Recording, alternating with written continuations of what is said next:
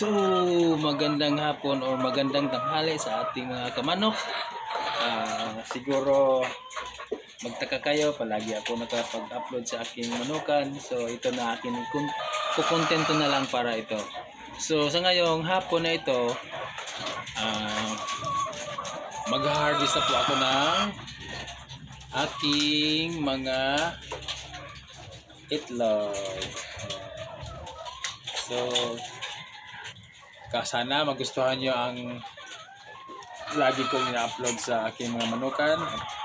Gusto ko rin i-share sa inyo na kahit paano kayo rin pwede rin kayo mag-alaga ng ganito. Sa totoo lang, i-share ko na may kikitain ka dito. Tsaka iba ito, araw-araw mayroon kang makukuha na panggastos at araw-araw mo rin makikita yung income sa paghihirap mo. Kasi siyempre ito, mag-harvest tayo ngayon para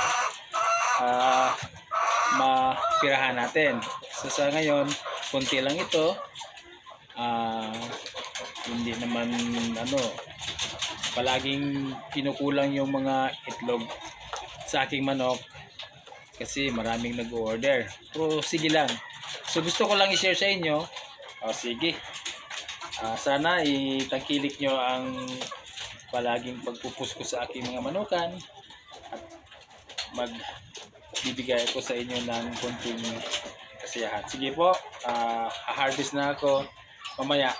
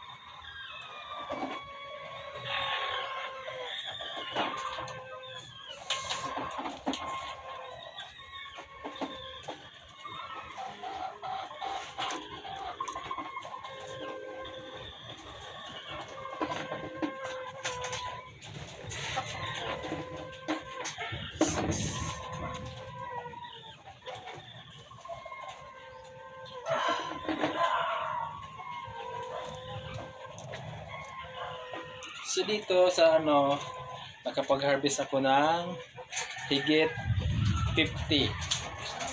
So dito naman tayo sa kabila.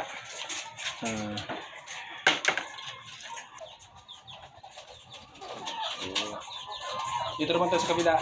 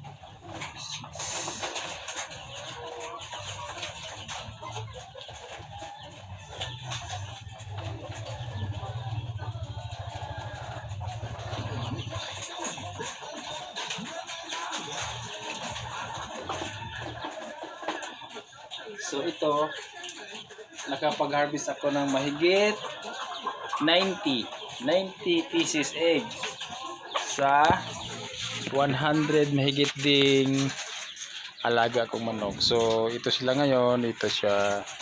Yan o. Sa balde ko nilang yung pinasok. Mamaya ilagay ko yan sa tray. So yan sila. So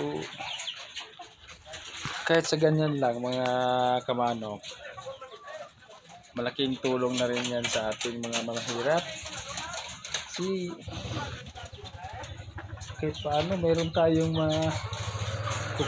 makukuha na ng pang budget, lalo na pag may mga estudyante tayo. So hanggang dito na lang muna ang aking pagbablog. Sana itangkilik nyo sa ulit. Sana hihingi ako ng tulong sa inyo. Paki-like, share, follow at subscribe na lang po. Maraming salamat sa inyo. Next vlog na naman. Maraming salamat mga kaibigan. Bye-bye.